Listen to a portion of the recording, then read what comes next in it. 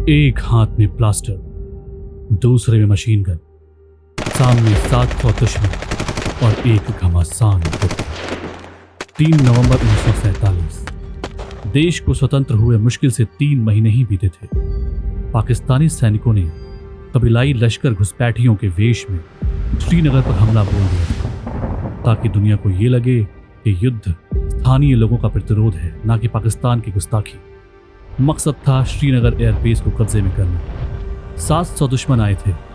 हमारे 50 जवानों ने उन्हें ना सिर्फ 6 घंटे आगे बढ़ने से रोके रखा, बल्कि 200 घुसपैठियों को नर्क पहुंचा दिया। इस दौरान हमारे 22 जवान वीरगति को प्राप्त हुए। साथ ही वो वीर भी चला गया जो आने वाली पीढ़ियों के लिए हमेशा प्रेरणा स्रोत बना रहेगा। ये कहानी है देश के पहले परमवीर चक्र विजेता मेजर सोमनाथ शर्मा की।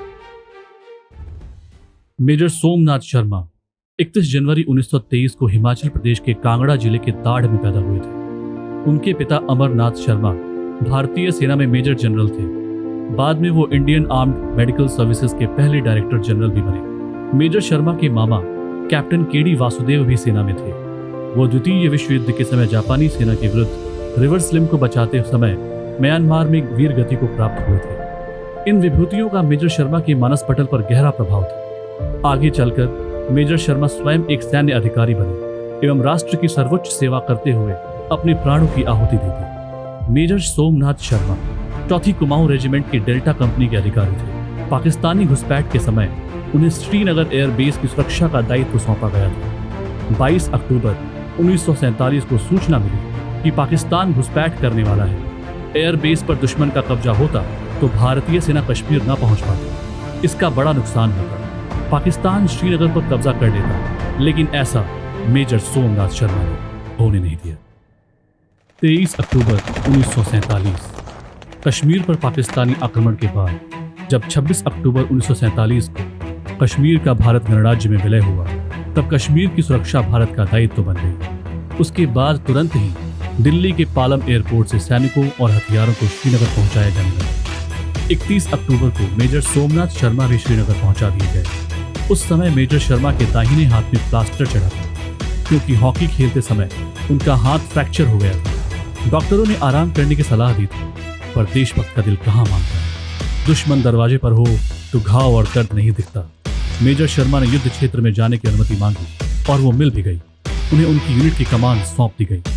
मेजर शर्मा को उच्च सैन्य अधिकारियों ने कहा था कि कश्मीर घाटी को घुसपैठियों से हर हाल में बचाना, उन्हें मार भगाना है। 2 दिन बाद 2 नवंबर 1947 को खबर मिली कि पाकिस्तानी दुश्मन श्रीनगर एयरफील्ड से कुछ किलोमीटर दूर बडगाम तक पहुंच गए हैं। 161 इन्फेंट्री ब्रिगेड के commander brigadier LP bogie Sen के आदेश पर मेजर शर्मा और 50 जवानों की उनकी कंपनी बडगाम रवाना हो गई। 3 नवंबर 1947 की सुबह मेजर शर्मा अपनी टुकड़ी के साथ बडगाम पहुंचे। तत्काल उन्होंने कंपनी को कुछ टुकड़ों में बांटकर मोर्चा लेने की पोजीशन ली। बडगाम गांव में दुश्मन की हलचल दिख रही थी। मेजर शर्मा ने अपनी पोजीशन को बरकरार रखते हुए अंदाजा लगाया, ये हलचल तो ध्यान भटकाने के लिए है, असली हमला तो पश्चिम दिशा की तरफ से होगा। मेजर शर्मा का यह अनुमान सत्य सिद्ध हुआ। दोपहर 2:30 बजे 700 लश्कर कबीलाइयों के भेष में पाकिस्तानी सैनिकों ने हमला किया। उन्होंने 50 जवानों की टुकड़ी पर ताकतवर मोर्टारों के गोले दागने शुरू कर दिए। मेजर शर्मा और उनके साथी जवान 3 तरफ से घिर गए। उनकी टीम के साथी सर के ऊपर फट रहे मोर्टारों के गोलों से निकल रहे बारूद, कांच और नुकीली कीलों से बुरी तरह घायल हो रहे थे, लेकिन करारा जवाब दे रहे। मेजर शर्मा ने जब गिनती की तो उन्हें पता लगा कि उनका एक जवान 7 दुश्मनों से संघर्ष कर रहा था। तत्काल उन्होंने ब्रिगेडियर सेन को और टुकड़ी भेजने की रिक्वेस्ट की। मेजर शर्मा को बडगाम पोस्ट की वैल्यू पता थी। उस पोजीशन को वो छोड़ना नहीं चाहते थे। अगर ये पोस्ट चली जाती तो शायद श्रीनगर भारत के हाथ से निकल जाता, कश्मीर घाटी भारत से अलग हो जाती, लेकिन मेजर शर्मा और उनकी टीम ने ऐसा होने नहीं दिया।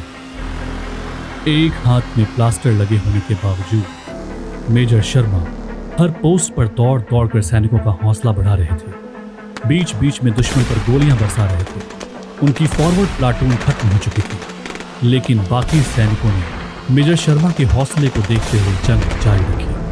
इस बीच मेजर शर्मा सभी लाइट ऑटोमेटिक मशीन गनर्स के पास मैगजीन पहुंचाने का काम करते रहे ताकि गोलियां खत्म ना हो किसी भी पोस्ट पर और दुश्मन के शरीर को भारतीय गोलियां चीरती रहे। इस बीच मेजर शर्मा ने मुख्यालय को एक संदेश भेजा। उन्होंने कहा कि हम संख्या में बहुत कम हैं। दुश्मन हमसे सिर्फ 45-46 मीटर की दूरी पर है। हम भयानक गोलीबारी के बीच हैं, लेकिन हम अपनी जगह से 1 इंच भी नहीं खिसकेंगे। हम आखिरी गोली और आखिरी जवान के रहने तक घुसपैठियों का जवाब देते रहेंगे। इसके थोड़ी देर बाद जब मेजर शर्मा अपने साथी सैनिकों तक गोलियों का एक बक्सा पहुंचाने की कोशिश कर रहे थे और साथ ही अपने घायल साथी को खींचकर सुरक्षित स्थान पर ले जाने का प्रयास कर रहे थे, और वो भी तब जब उनके हाथ में प्लास्टर था, तभी एक मोर्टार उनके बिल्कुल निकट विस्फोट हुआ और इस धमाके में मेजर शर्मा वीर गति को प्राप्त हो गए। आखिरी सांस तक लड़ने वाले मां भारती के उस सपूत का सर्वोच्च बलिदान बेकार नहीं गया। उनकी टुकड़ी के 20 से ज्यादा जवानों ने अपना बलिदान दिया, लेकिन उनके बचे साथियों ने वीरता का परचम लहरा दिया। उन्होंने 300 से ज्यादा घुसपैठियों को नर्क पहुंचा दिया। मेजर शर्मा की जीवटता ने दुश्मनों को 6 घंटे तक आगे बढ़ने से रोके रखा।